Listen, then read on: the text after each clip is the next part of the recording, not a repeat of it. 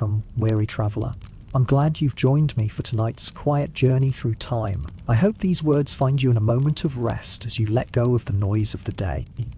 Before we begin, I'd love to know where you're listening from, and whether the stars are shining above you or the sun is just beginning to rise.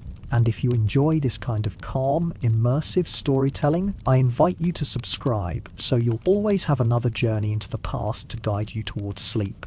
Now, settle in, adjust your pillow, take a deep breath and let your mind slip away from the modern world. We're going back, far back, to a night in a Viking village, centuries ago when the moon hung low over the rugged fjords, and the Norse people lived not as legends, but as families.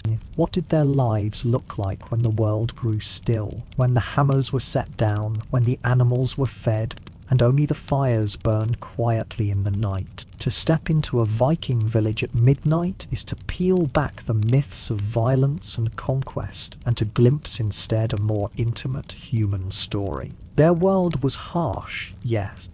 The Norse were people of endurance, surviving the biting cold, the hunger of long winters, and the constant threat of sickness. Yet for all its difficulties, their lives also held tenderness, community, and rhythms of quiet that rarely appear in tales of raids and conquests. Instead, we'll wander through the midnight hush of a small coastal settlement, somewhere in Norway, perhaps 1200 years ago. We'll pause to notice the details, the longhouses glowing faintly with firelight, the restless rustle of animals in their pens, the salt tang drifting in from the sea.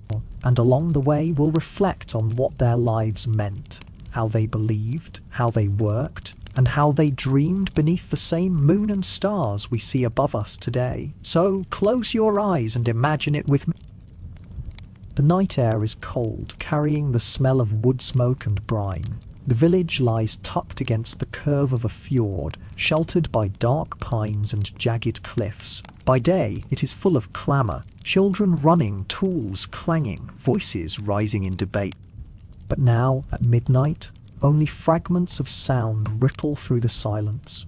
A dog barks and then quiets. Somewhere, a baby stirs and lets out a faint cry, hushed quickly by a mother's lullabies.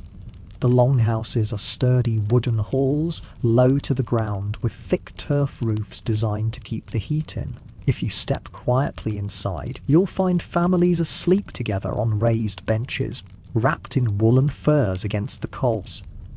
The hearth fire glows in the centre, never allowed to go out, for warmth is as precious as food. In another corner, older children whisper quietly, not yet ready for sleep. They tell each other tales they've heard from skalds, poets who weave stories of gods and heroes. Or they speak of Odin wandering in disguise, of Thor's hammer flashing in the sky, of Freya's golden tears.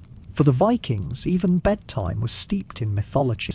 To close one's eyes was to enter a world where gods and giants loomed just beyond the edges of the firelight. Outside, the village sleeps, but it never truly rests. A few men keep watch, their cloaks pull. Raiders from rival clans, wild animals, or even wandering spirits were dangers too real to ignore.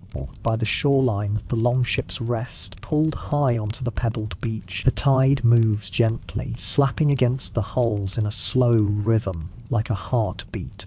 These ships carried men across seas, but at night they are guardians, their shadows mingling with the moonlit waves. The rhythms of village life were not just about survival, but about balance. Farming, fishing, weaving, carving, each had its place in the cycle of the year. At night, the people dreamed of tomorrow's labours. A farmer thought of the fields he must clear when spring comes. A fisherman listened to the water and planned where he would cast his nets. The Norse also lived with a deep awareness of fate. They believed in the Norns, mysterious beings who wove the threads of every life. Even as they drifted to sleep, they knew their destinies were being shaped by unseen hands. Life was brief and uncertain, but it was never meaningless. Each act of courage, each hardship endured, was a part of that larger weave. Still, in the quiet hours, softer moments revealed themselves. Mother hummed a lullaby older than memory, one passed down through generations. A young boy clutched a wooden toy horse his father had carved, dreaming of one day riding a real one into battle. Elders murmured prayers to the old gods, asking for another dawn, another chance to see their families thrive. If you walk a little further beyond the village, the forest presses close. At midnight, the trees whisper with the wind. So the Norse believed spirits lived in these woods, elves, dwarves, and creatures half feared, half revered. And yet, it was a part of life, woven into the very fabric of their existence. So this is Viking life at midnight. The warmth of a hearth, the murmur of stories, the trust of a village bound together against the vastness of nature. It is a reminder that even the fiercest people had moments of stillness, where the only battles fought were with chill of the night and the weight of dreams. The people dream, and the world turns silently onward. So, as you drift further into rest, let yourself imagine lying in one of those longhouses, the fire crackling softly nearby.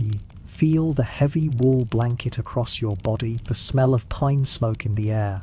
Outside, the sea breathes. Sleep well, traveller, and may your dreams carry you across the fjords and fields of that faraway time, where history itself hums softly in the dark.